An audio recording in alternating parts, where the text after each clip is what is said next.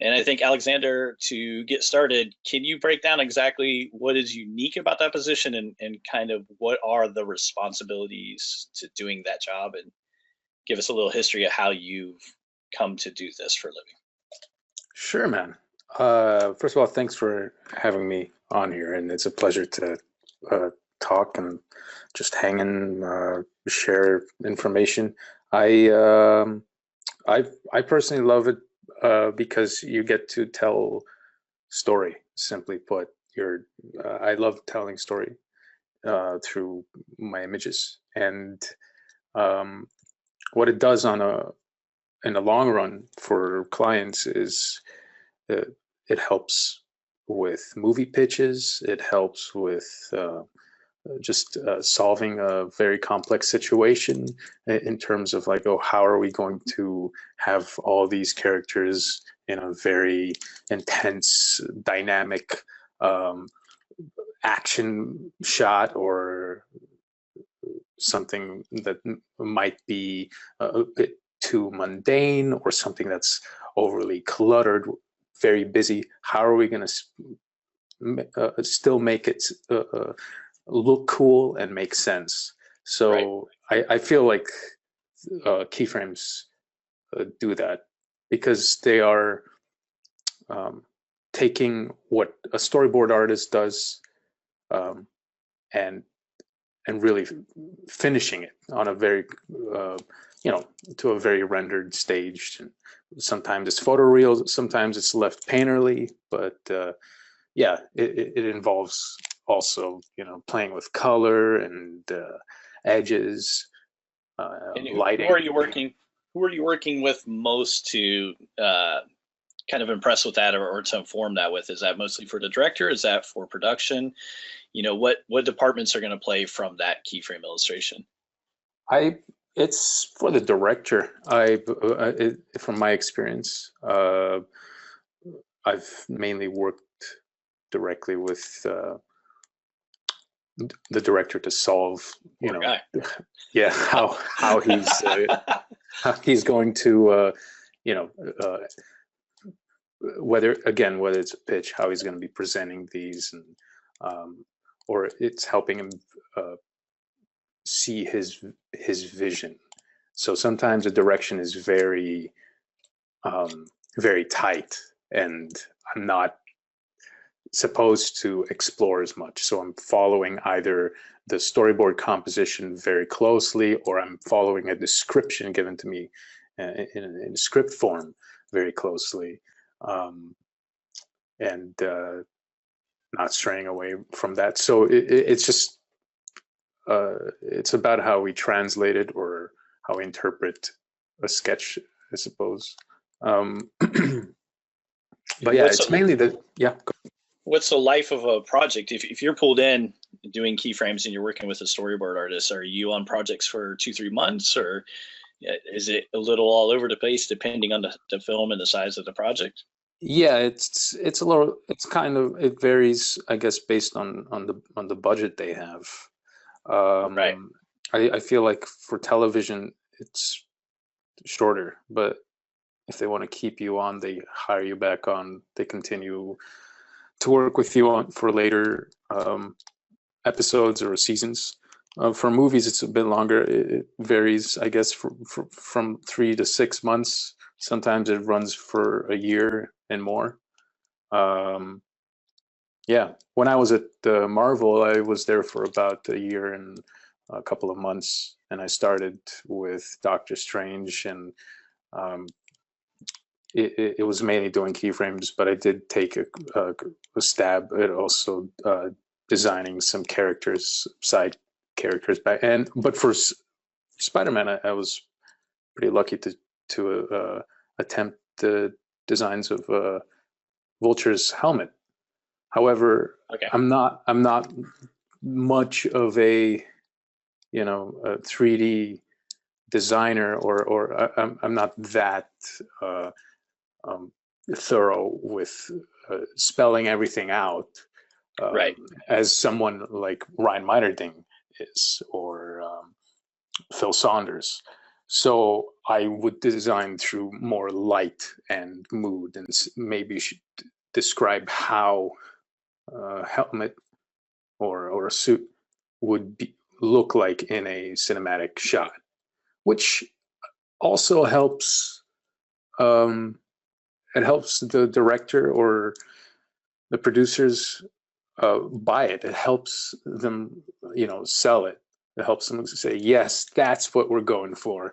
We don't know why, but that's what we want. And then, then you have to design it, and it could be sometimes a brutal process, because if let's say my image is very simple, and it's probably why it works.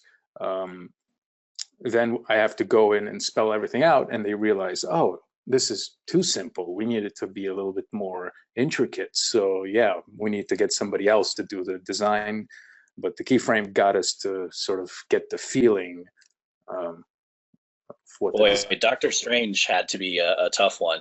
Now, with what you do, and with what you said too about lighting and mood, how often, or are you at all, doing iterations of the same keyframe with a different mood or different lighting, or is it pretty much always just a one shot? This is my pass. I start with the idea of one shot because of the depending on the time frame, right? Right. If it's a blue sky phase and I have some time to explore, I'll try different versions. But if there's meetings coming up soon and they want to see something, and you can sort of feel that they want to move the project along, it's not that relaxed. You kind of give yourself like, this is one shot, I have to get it down. And a lot of the times it comes back and it's like, no, change this. So now there's one or two iterations. So that's probably around a realistic number for me, at least. For others, it's different. But and again, this is a vague question because per project or per budget, storyboard artists are very fast artists. How long are you typically given with something, or is that just literally per project? Meaning, do you have a day to do a keyframe? Do you have to do 5 within a day? Do you have to do 1 in 5 days? What's your ideal situation, or your typical, or your average, would you say? I very rarely have to do a keyframe in a day. Okay. But usually the time frame is like, let's say today's Monday, so by Wednesday we need this. Okay. Or yeah, there's something like that. How often Tuesday afternoon did he come and say, actually, we need it now? It happens. I can't count how often, but yeah, that happens. I was actually on a project last year, and it ran through the beginning of this earlier this year, and that happened a lot actually. My production designer would come and he'd say, okay, we're starting this frame. You have, by the way, Alex, don't need to rush it. We have until Friday, I'm like, okay. I hear that the first time, right? And I start, right. I'm like, okay, so maybe I could polish this. And then later in the day, it's like, where are you? I'm like, I got everything laid out. I think I could sort of probably tomorrow get it too close to it. It's like, oh, okay, yeah, tomorrow midday by lunch we need it. I'm like, okay, so I'm already making a game plan, and then what happens is tomorrow I come in and I'm already the speed has been increased, and then they come at the last moment and they go, don't worry, we have until Thursday. So there's a lot. You kind of have to I guess go in. Patience. Yeah, you got to have a kind of a clean workflow just in case, so you don't, even if you are pushed to crank something out ASAP, it doesn't come out messy, or it doesn't come out looking like a cluster.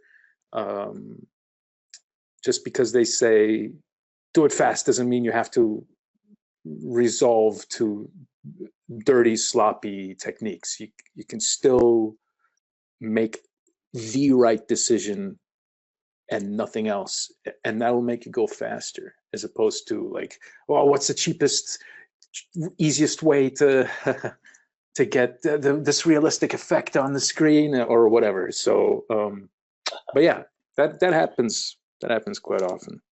So even within the field of concept art, as often as we hear how competitive that is, um, you're kind of a notch within that even, right? Like how competitive is the field that you're in, and kind of what kind of training or how did you get to where you are? Were you self-educated? Were you educated in school? Where do you feel like your biggest growth came from, or what's helped you the most to get to where you are now? Well, okay, I guess I could. Life question. Yeah. I mean, I originally started my art training at a school that existed back in the 90s. For me, I mean, I started when I was 14, going to this private school. It's called Associates in Wow. Art, and it was owned by Mark Westermo. And I took a lot of life drawing, and he taught this method called the Reilly Method. And along with all of his training came, the losing thing, editing out detail, and lost and found edges. This is in form of like charcoal drawing or painting even. And I was introduced to Drew Struzan's work at the time, and I thought it was like, how is this possible? It looks real, but yet you could tell it's pencil and airbrush. It feels so tangible, like tactile, but at the same time it feels real. It was screwing with my head. I'd never seen anything like it. And I think from that point, all the road I took up to art center, even through high school, I was lucky enough to go through like an art high school. I had a lot of figure drawing and all that. But even through art center, I had illustration classes and painting classes. I think that subconsciously stayed in me, that type of feeling and look. And I originally wanted to do movie posters as a career because I was so influenced by Drew Struzan and also Michael Butkus. And I soon realized I don't have the chops to do movie posters. Like, I don't know, I thought I could do it, and I started attempting it on illustration boards and airbrushing, and I'm like, yeah, I could get this down. And I did more and more. I'm like, yeah, this looks like crap. I need to up my game. Maybe, oh Jesus, I don't think this is a good place to be at. Susan would obviously be the person to. I was thinking from a very amateur point of view. I was like, he would take the job over me or anybody. I mean, what the hell am I doing here, right? So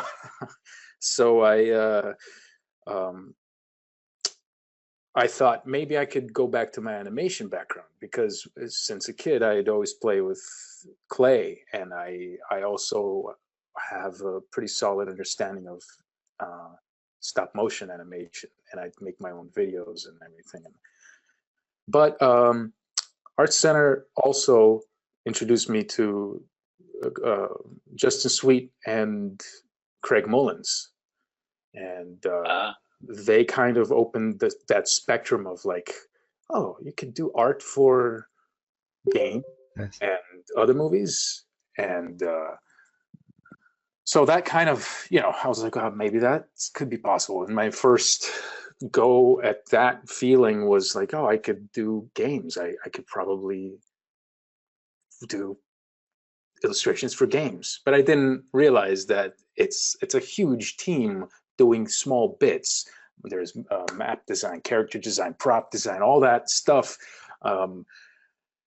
And funny enough, my first job was with a game company for a game company called Spark Unlimited, which I got through a good friend of mine, Jackson Z. He recommended me through that, and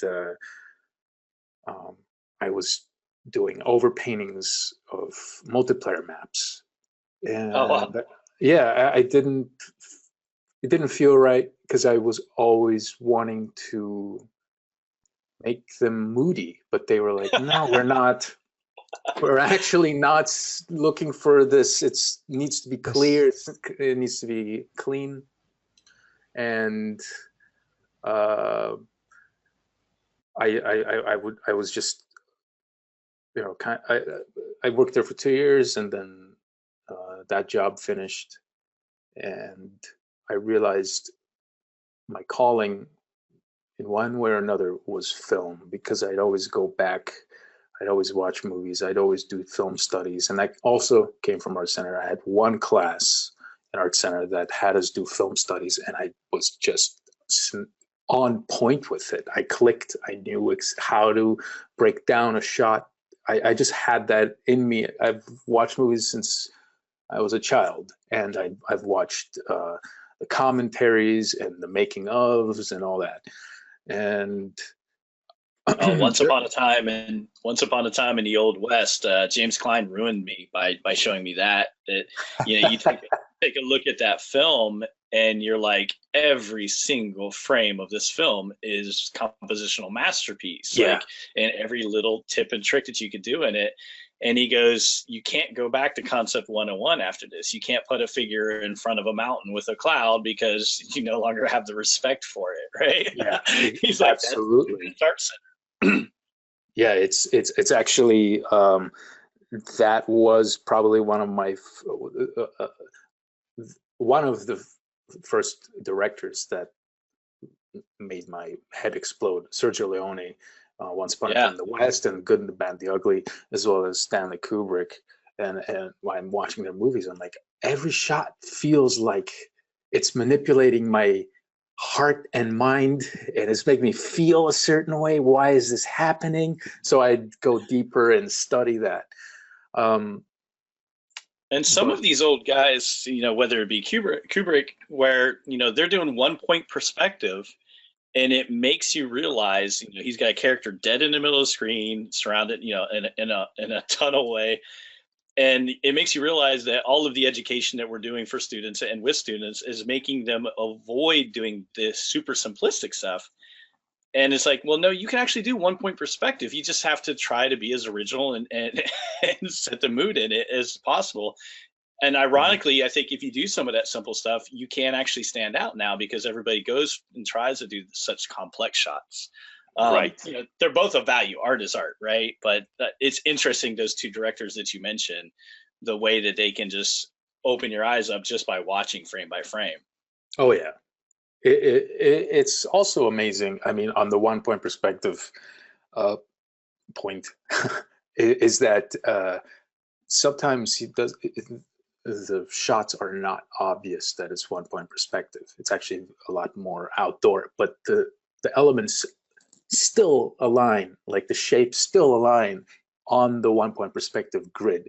And I realized at that point he is not really using it as perspective. It's just those lines are a compositional relationship for the viewer. So your eye naturally lands in the center, and you're observing the world like the character is observing the world. So you're pretty much in the mind of Jack Torrance or Joker, right, in Full Metal Jacket.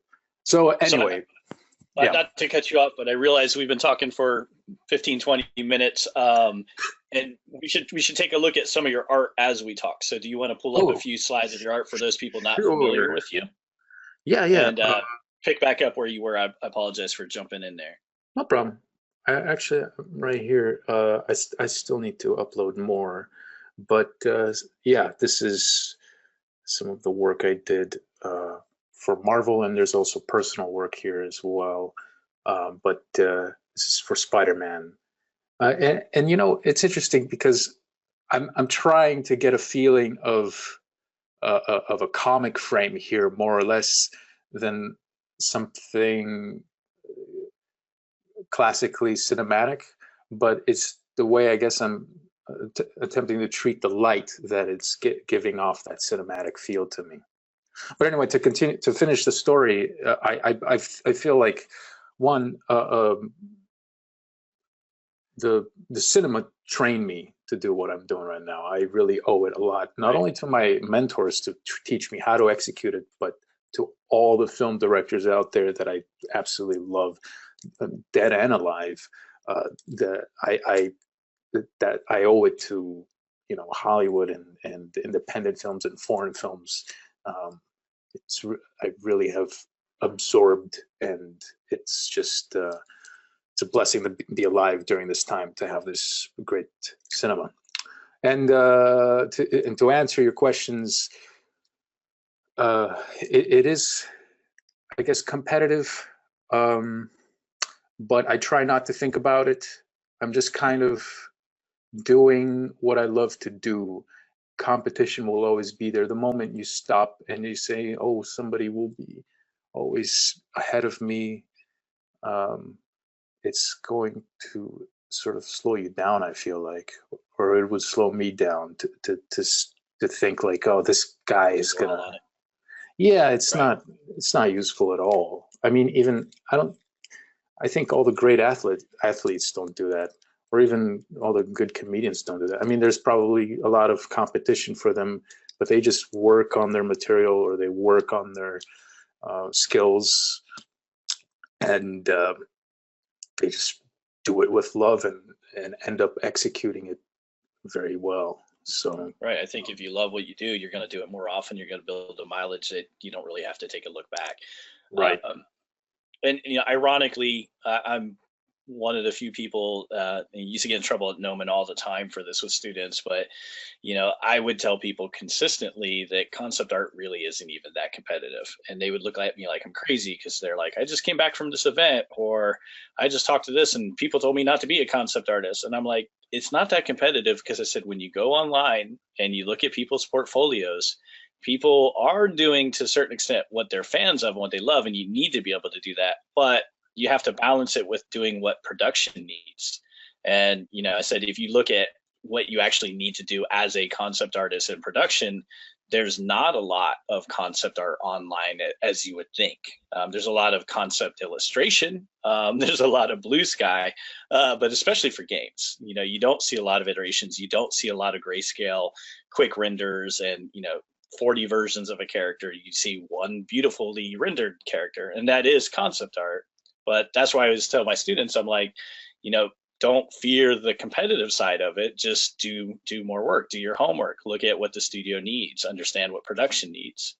Right. The moodiness that you get out of your work, for example, you know, the lighting that you're putting into your pieces and the moodiness, you know, I see a lot of illustration. I don't see a ton of this moodiness that you're able to achieve.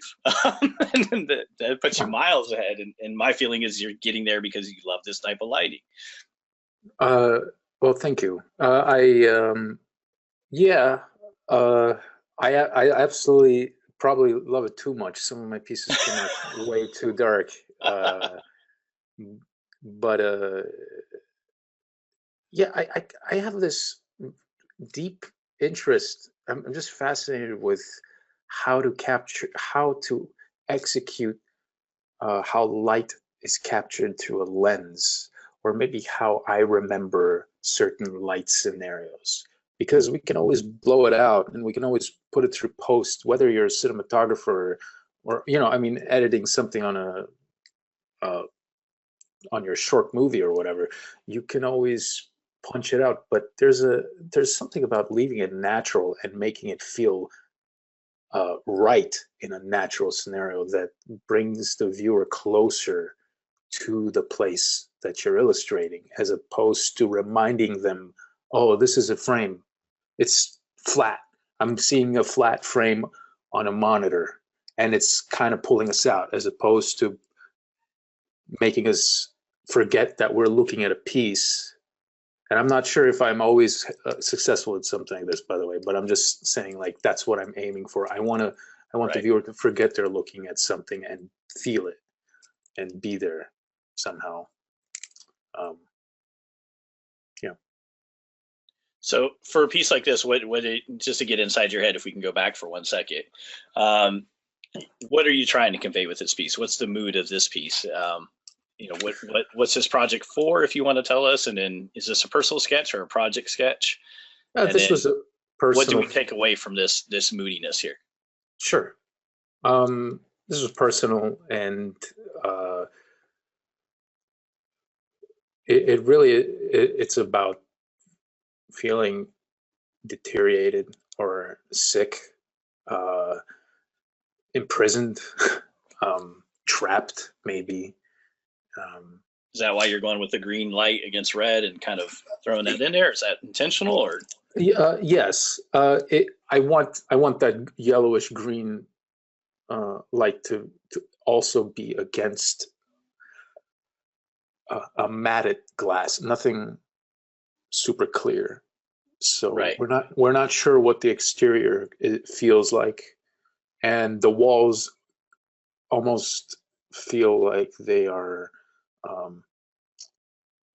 painted over, or that could be dried up something. Paint Right. or Right. blood, I don't know. But the light around her, it also connects us to the lights. I mean, the light around her neck also connects us to the lights that she's surrounded by, and that I want to get the feeling like she's being controlled by the world. And the lavender collar and the handles or whatever it is behind her really make you feel like you're in a dark room. They really get that kind of dingy light in there to where you can feel like you just want to be able to reach over, pull a light on. Yeah, I was actually inspired by two movies for this frame, and one of them is Beyond the Black Rainbow, and I felt like that movie was very psychedelic in its visuals and also in its story and editing, but the color was very sickly, and it had the theme of telekinesis going, and also Blade Runner.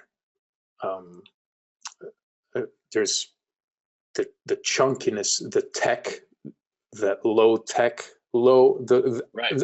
Our vision of the future in the 80s, which is not at all what it possibly is. But yeah, that's kind of what. I think that's one of the beautiful things about concept art is that it's a continuous perception of what the future is that never comes to fruition, right? Like, Yeah. I mean, meaning, everything's influenced by concept art in one way or other. It does come to be, but not in the way that, it was originally envisioned in the 70s or the 80s or, 20 years ahead. Right. So there's all these alternate future realities that never came to be in one way or another, but a lot of the tech has. Let's take a look at a couple more of your pictures, Sure. and just kind of scroll through those. If you're tuning in and you've got some questions, you guys can type it in chat, and if we have time, we can answer those a little bit later. As far as why we're doing this tonight, a lot of the artists I work with have come together this month and just really decided to do a lot of give back for up and coming artists. Alexander's class is actually full. He does teach with myself and over at CGMA right now. So we may be lucky enough to get another term sometime around summer. And he's full now, but it's great to be able to have him on tonight, at least sharing what it is that he does and helping define the job and role, as well as kind of show the thought process starting out. And it looks to me like you're going to be starting with a lot of thumbnail drawings, and I've only met a few artists that really zoom out like that and work really small. I think Eric Tiemans is the other artist that does this. Right. And I'm always amazed at how much better your imagery is than what mine is when I'm starting out the same method. But yeah, it's very interesting. And it's really interesting to see your use of color, because all of your images are very colorful. A lot of the light can be heavy in it with the mood that you're establishing, but if you put together 15 of your images, you're really cycling through a lot of colors that are not necessarily easy to use. How much does color come into play for what you do? I imagine obviously a lot, but what's your feeling on that? It is a lot, and it starts at random. I really don't have a plan for color, unless of course it's a certain design for a character like Spider-Man's suit, or so I'll take I'll take the red and make that pop against the type of sky blue, or the like something like this. I'll try to harmonize that with the warmth around it, but really that comes later as I'm developing the light and making the values work. Here the color that's framing these browns and sickly greens, and it's kind of muddy, but I like it like that because I want her character to feel muddy. I want her world to feel like she is a tired mother. And she's framed by blue. She's framed by these clinical type of pale, there's zero hope, and it's kind of me. well, it's all to really, the point is to really push the feeling. Right. The imagery can be subtle, but color can be really effective towards that feeling. Yeah, but the color should definitely be used boldly, I believe. Right. And you could always tune it down, but yeah. So, and just for the viewers here, I know Alex in real life. He is a very happy, very, very nice guy. He's not sad at all. So now I want to lock in on this picture for just a moment. Sure. Just because I think this is one of the first images that I was introduced to you with, and when I look at this piece, it looks very loose, but when I look at it, I'm like, man, this is an amazing piece to get through. As you said, you're kind of making up your colors as you go along. How long does this piece take you, I guess, is one of the things. Do you have a solid plan when you're going into this, or are you just building off the shapes that you're building? How does this image not escape you? Because I feel like there's few people that can pull this off at this level. This image was for Doctor Strange, and I had probably 2 to 3 days to do this keyframe, and the point of this really wasn't to tell any deep story. It was actually to try to to show what the dark portal could look like.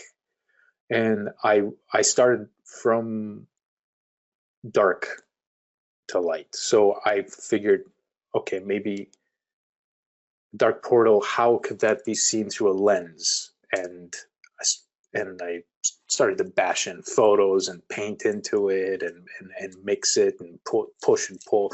So I'm trying to get the feeling of like these buildings or solid elements around the street are getting erased, or they're getting kind of pulled away into darkness, kind of like that moment in Eternal Sunshine with Jim Carrey when he's starting to, forget, or his memory's being erased. Sorry, and things are just kind of falling to darkness, and there's like this very sharp spotlight on it.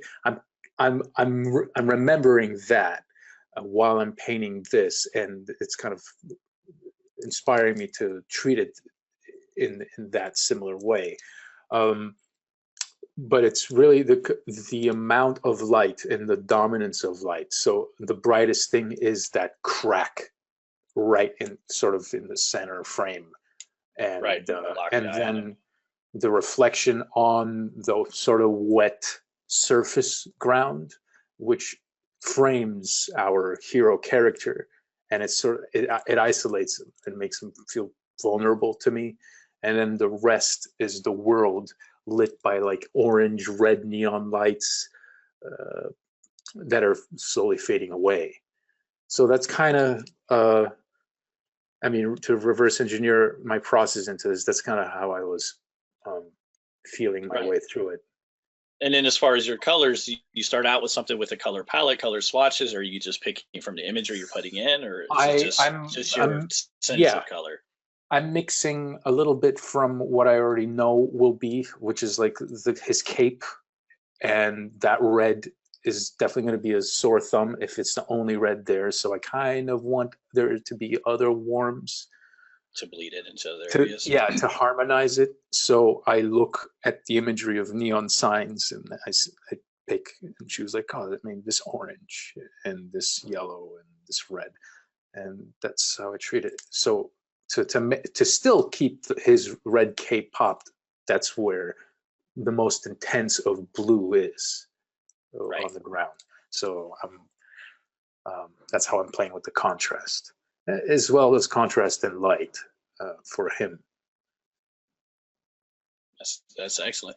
So we've spent about 40 minutes on this. Do you want to jump in and just kind of go over a little bit of your process and just give an example of how you might start an image out or some stream of thought? That's a beautiful image too. Wow.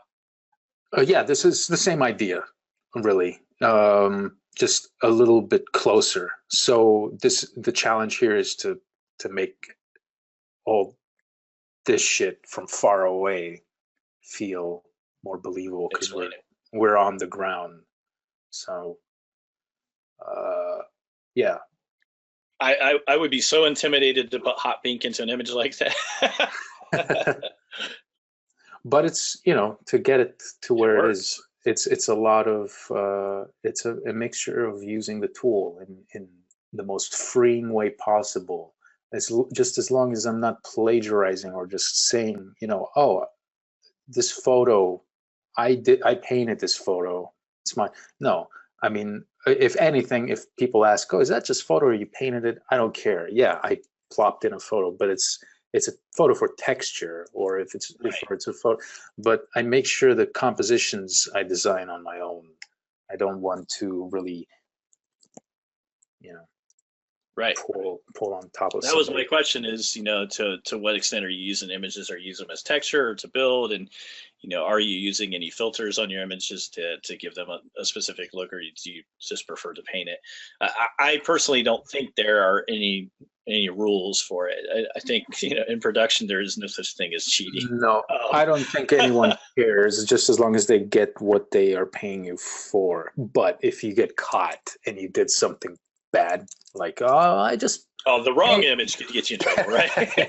Yeah, but yeah, I mean, if I will admit I have worked in the past with effects houses where it you know, oh, just take these two images and can just make it, just do it.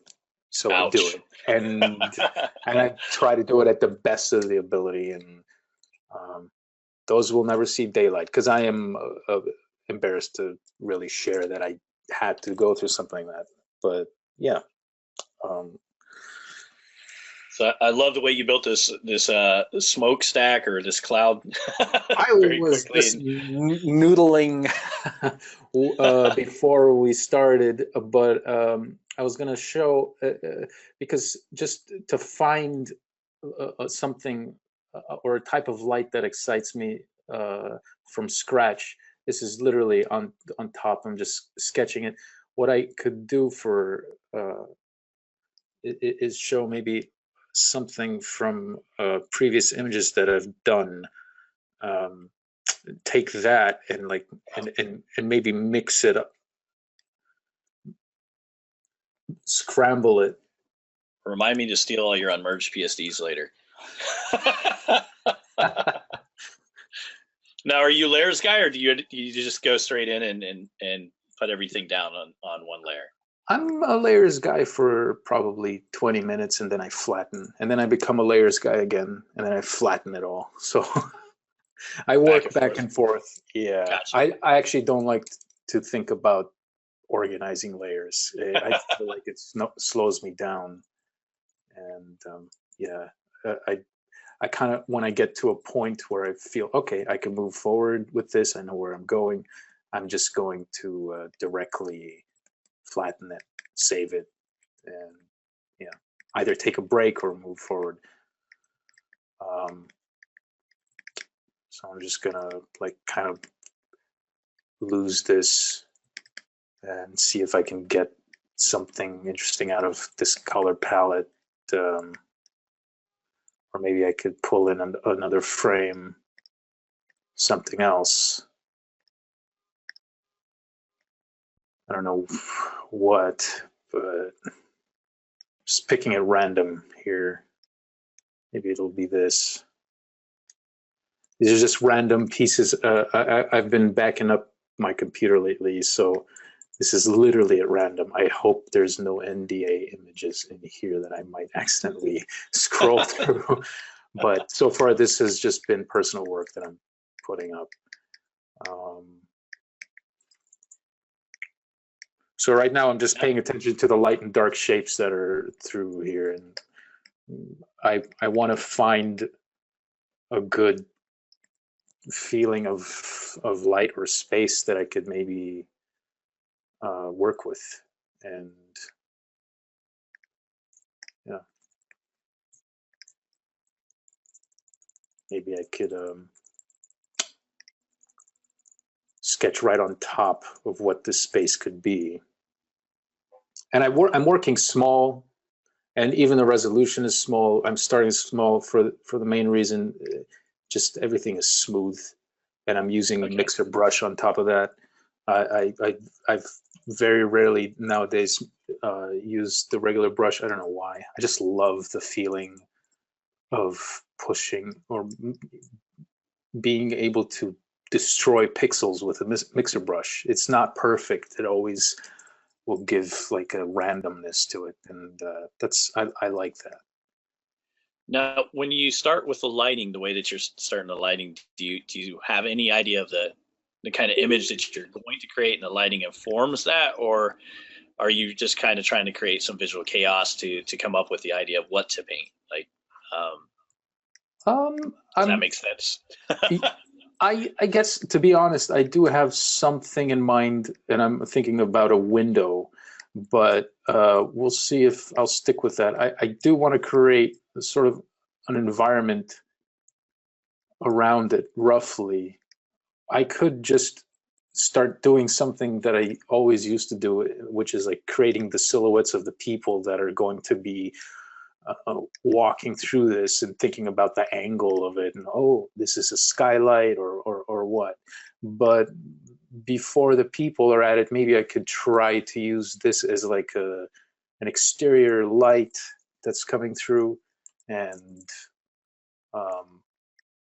perhaps this is like a wall here, let's say, right? If this is a window coming towards us, and maybe that's reflection here of this green light. So I'll accentuate all of this here.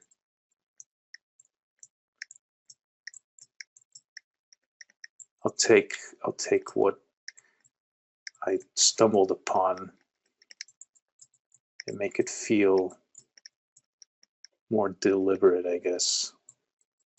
Well, you can quickly make the mood and the light look so easy. And is that just from your mileage, you think, or it is from mileage? It's from doing a lot of film studies and from watching a lot of film. Yeah. And also being places, I guess. I mean,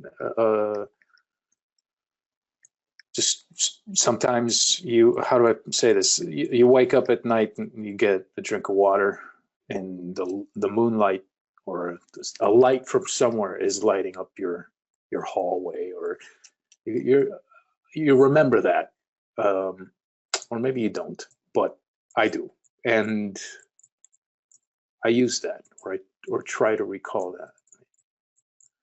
that. Now more than ever, I'm really trying to push myself to take my own photo reference even more so.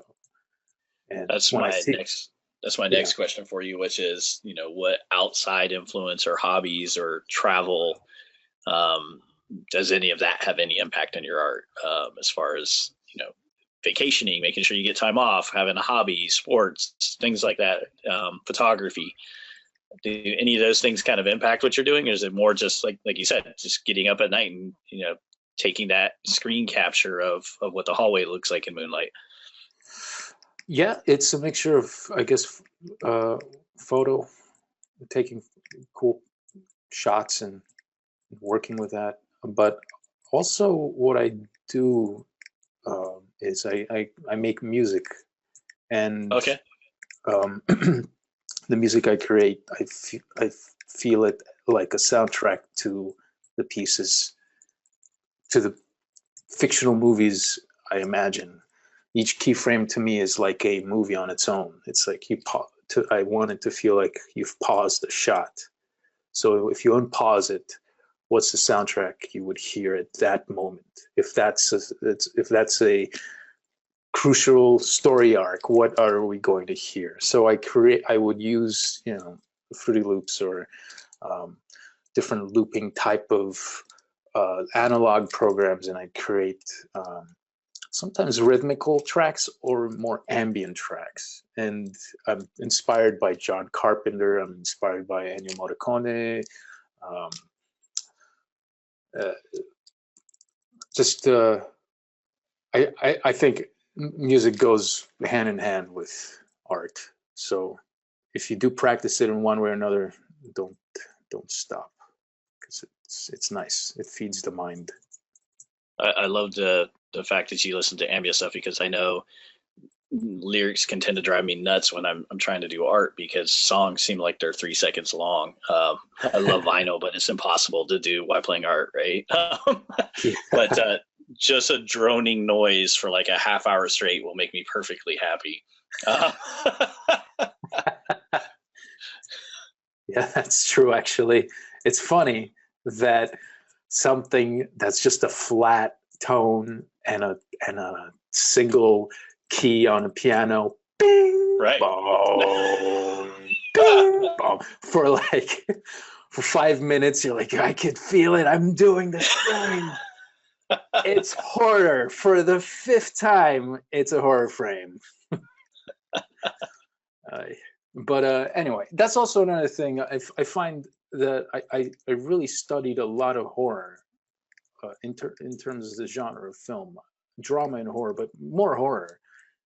It's great to practice to to, to evoke um, your emotion uh, directly to the viewer, if that makes sense. But also very, what's the most effective emotion? Can you scare someone, or can you make someone feel uncomfortable right off the bat? And it's a challenge because sometimes you could overdo it and it just looks funny, or it looks, no, he's trying too hard. It's no, I'm not feeling it. But if you can treat it in a subtle way, or make the viewer build up the story in their mind as you're looking at this painting, make them relate to a character that's maybe vulnerable, or um, running away from something that's very scary. So that it's a balance. It's a good balance to practice. And from there, you can always tone it down to a more natural drama, and you can always simplify it to action. And I believe if you know horror, you can also branch away and try to do romance. It's kind of in the same world. You just have to um, eliminate dread. You have to eliminate and think about color palettes more, and your composition to be, um, you know, I guess more forgiving and complementing. Character pose can express a Yeah, lot in that situation, right? yeah, So, question for you is that, um, with your images, do you ever pull in tighter? Do you ever zoom in, or do you pretty much keep it at this range for oh yeah, the majority of the painting? yeah. I pull in tighter. First, what I do is I create my quick read. The image should read clear from a very tiny, just it should read super fast. The feeling should be right there. And when you have that down, I'm not saying that this is right there yet, but I'm feeling it, that it's working fairly well. You can always go back in and start working at cleaning up your shapes and edges and bringing in the light that the frame needs. Not destroying the mood by lighting everything, because producers want to see the nuts and bolts, but lighting what's necessary for the story. I feel like that's, to me, what's good about keyframe art. However, with different clients, it's different. You know, keyframe to them is more like, no, we want everything spelled out. So what's nice about having worked for a long time and building up a body of work that says I don't do that is I don't get hired for those positions of like, oh, you're a guy that spells everything out. They hire me for more tone and story. Yes. Yeah. And that's one thing I want to recommend to anybody listening or that's wondering about portfolio is do what you want to be hired for and do what you want to see.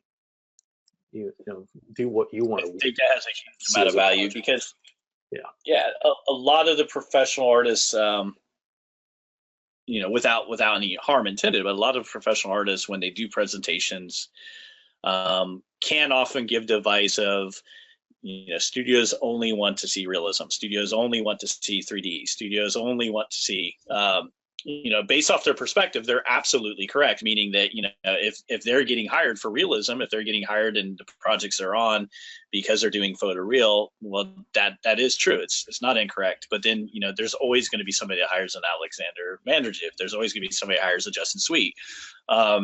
So, you know, that's one of the things that we're doing on a weekly basis right now is we're doing a thing called Pro Select. We just started this week, which, you know, we're talking about the different experiences with dimmer reel. So I think it's really important for you to be able to say what you just said, which is, you know, do what you love and you're going to get hired for what's in your portfolio. So, you know, if you're putting things into your portfolio because that's what somebody told you to do, and it's not something that you're personally passionate about or invested in, you're going to end up getting hired at some point doing something that makes you miserable. Yeah, so. Absolutely. Or if you're not sure yet, but if you're easily swayed, I guess, you could take that as a bad sign, or like, oh, maybe I'm not meant to be doing this line of work. I should reconsider what I should do, which could be completely misleading just because that first client is telling you, you know, no, you need to spell everything out. Ah, damn it. Which is kind of where I'm coming from with what if I didn't give up with my movie poster route. However, I know for a fact I probably wouldn't have been happy doing that because this is my comfort zone. I live and breathe film and talking about film and storytelling and wanting to share experiences or feeling with an audience. I get a kick out of the viewer getting a reaction out of any of my work, an actual emotional reaction. Right. So I don't know. Movie posters do that for me, but I don't know if it does that like an illustration keyframe. Now, when you're going for moody and you've got an image, you know, that's already reading as quickly as it's reading here, is there danger in getting anything in here that starts to feel too photoreal? Is there danger in having like actual architecture or too much detail in a character? Are you looking at keeping the entire image, you know, 60% as opposed to 90% realistic? What impacts the mood of it the most? That's a good question. I feel like I want I want this image to feel real. It could Right. look real as well, but I think it could look real only in the places where it needs to. And that's like value structure for the lighting that I'm using. Um, but as long as it feels real, I think I could definitely work on the edges. When I'm tightening a frame like this up and it's bigger, what I end up doing really is cleaning up brush strokes, or not, or making the brush strokes look like they are natural part of a real photo. Meaning, I don't want producers or production designers to go, that looks like you painted it, because sometimes that's what happens. So I want them to think that looks like a photo, but the execution, it's really about the feeling of how it the feeling of how a shot looks like. The feeling of a movie frame is what I'm capturing. And it's an interesting thing. I think working from memory, trying to capture a film study from memory without even looking at the movie is good practice for that, because you're forcing yourself to make your brain work in this way. So yeah. And are you pulling straight from memory when you're doing a piece like this, or do you have any reference in mind, or does reference come into play later, or is it more just sticking with the mood and just going straight with the feel?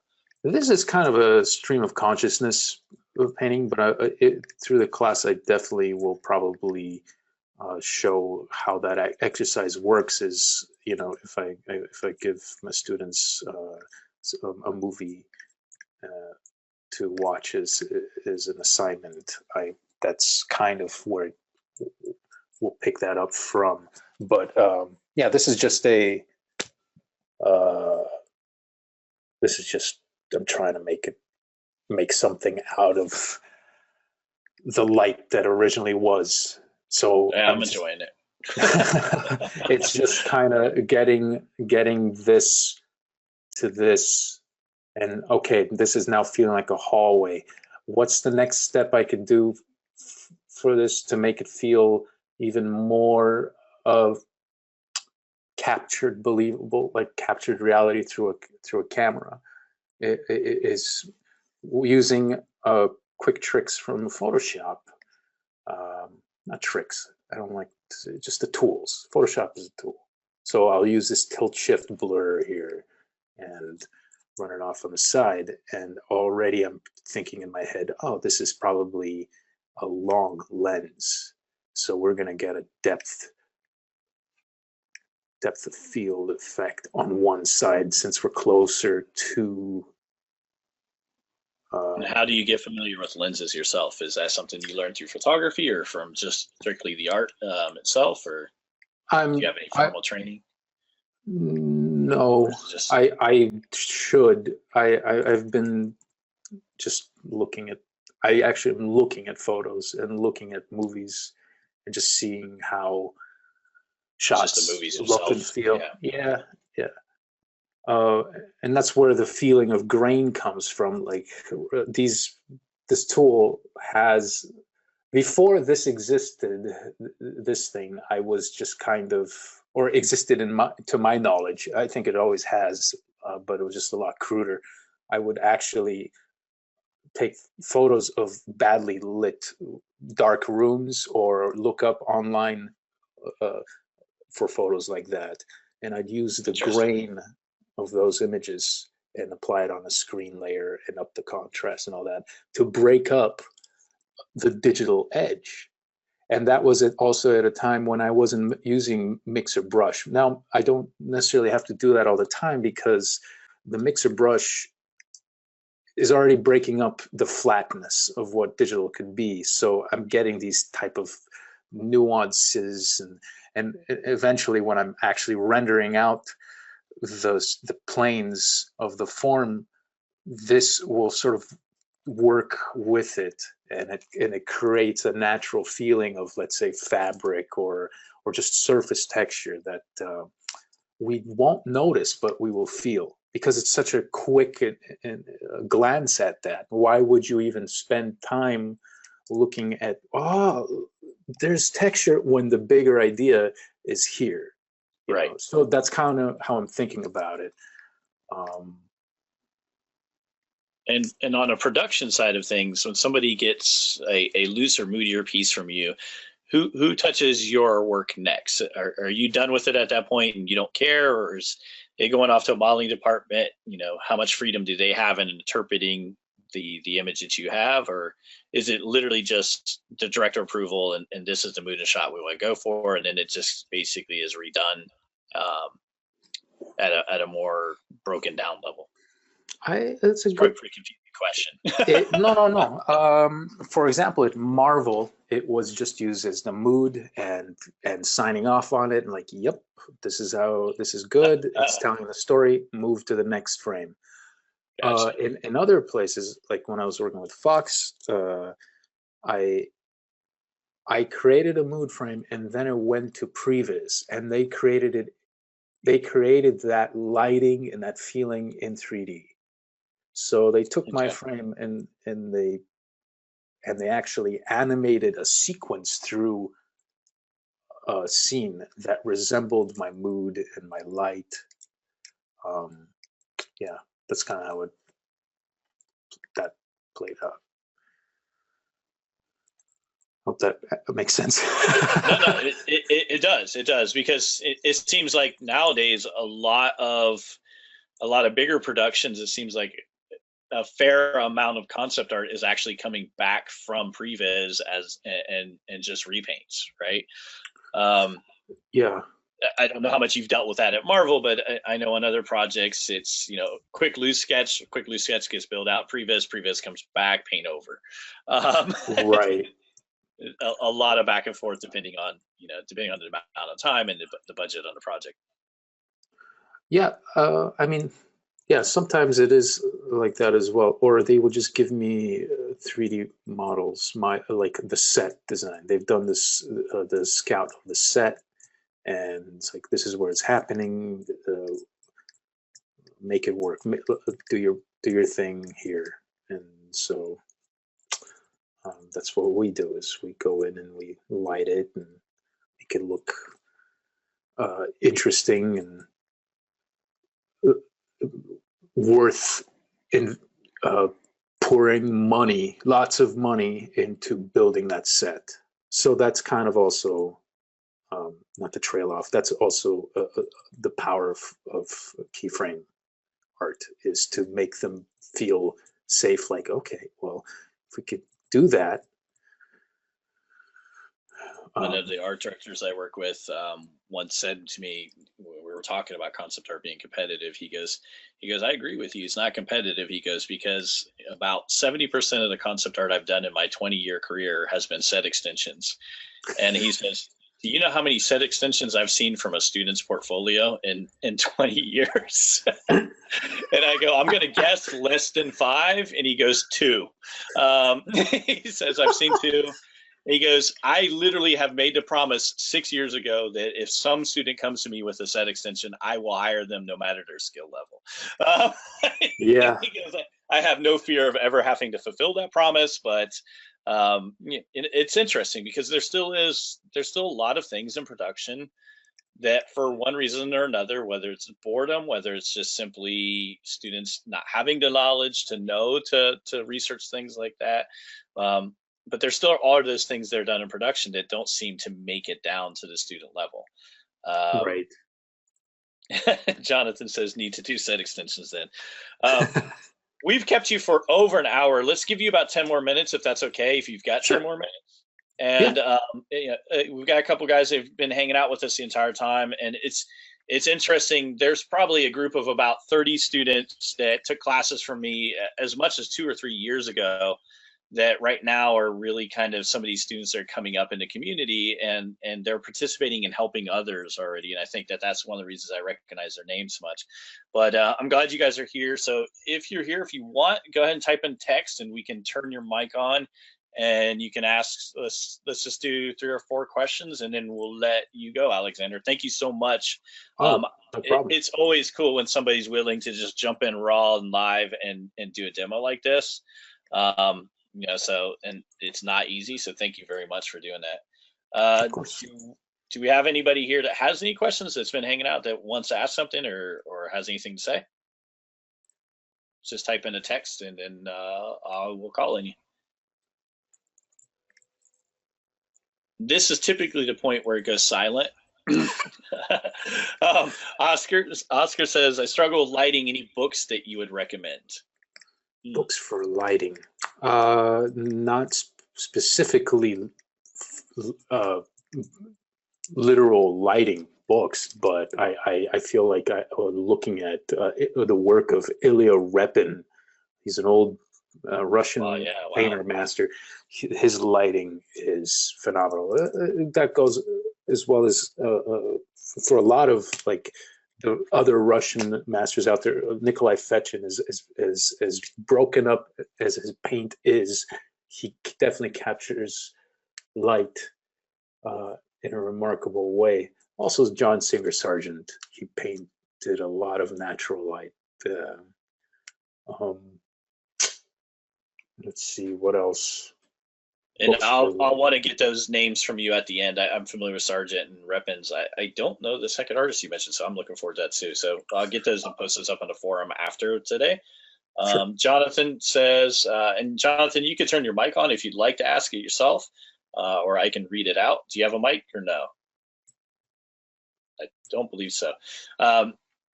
Says, what is your involvement with storyboard artists or storyboards at any point of time on the production? So I think you kind of addressed that early on, but go ahead. What is my involvement? I started with storyboards actually. One of my first gigs was with Aaron Sims' company, and that was thanks to one of my very closest friends. I've known him since I was 14, Jared Moranz, and he brought me in. He's like, I know you can do boards. He wants you to do a board. So funny enough, you guys must have worked together on the old Warner Brothers lot, right? Or yes. Was that before then? Okay. Yep.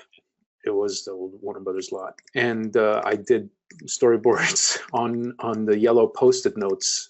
I didn't even do it digitally. That was my first job in film for movies. Wow. And Aaron, I know that there's a great career in storyboards, and I've always known it. And now more than ever, it's just booming. There's so much need for that. But back then, when I did it, when I did the job, I was done in one sitting. I did over like 100 and something frames for this commercial, and Aaron was like, "Well, that's all we need you for, and we'll call you back if we ever need more storyboards." You know, you actually sound almost identical to him. That's crazy. Oh, I think we lost your microphone.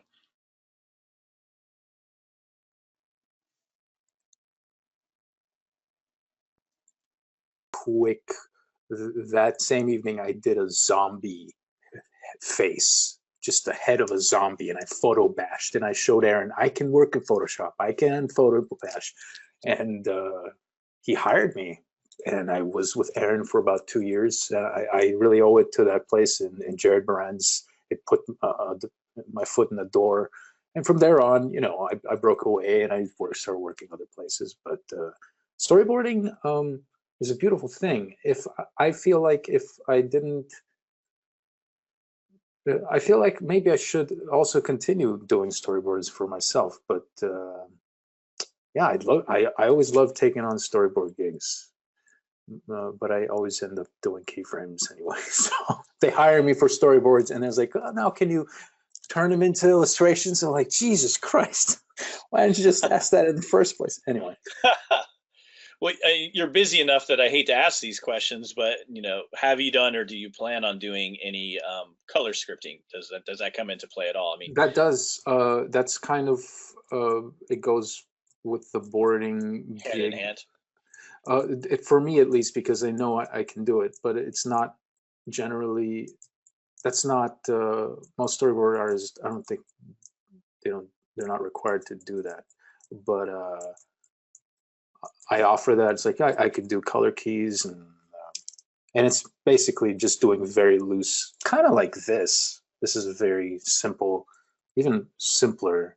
If I just shrink the frame, it's kind of very quick. That's a color board, and and the way I treat my storyboards is pretty much that, just black and white. I don't do line as much, but the classic look of a storyboard is all line. There's very little value. I don't think. It's just for clarity's sake and to get the story across and the readability, because value sometimes could make that difficult to understand for it's becoming too ambiguous. What's in the dark, or is the action here, or that? I try not to fall into mistakes like that, but you could easily fall into that if you get carried away. So, all right. One last question, if anybody has one, and then yeah, I would encourage everybody to ask about 10 more questions just so we can keep pushing this painting further. But, sure. But let's just get one more for Alexander, and then again, Alexander, thanks so much for taking the time, just to jump in and give this for free to these guys. Of course. I really appreciate that. For anyone listening in on this, if you have the time, make sure that you are uploading your work to CGSociety. If you can, jump in and try to give somebody else some advice or critique. We're doing these things for free in hopes that it kind of contributes to other people just, giving a hand and helping out, rather than, looking for the attention. Give a little bit of attention to somebody else and hope that it comes back to you, so to speak.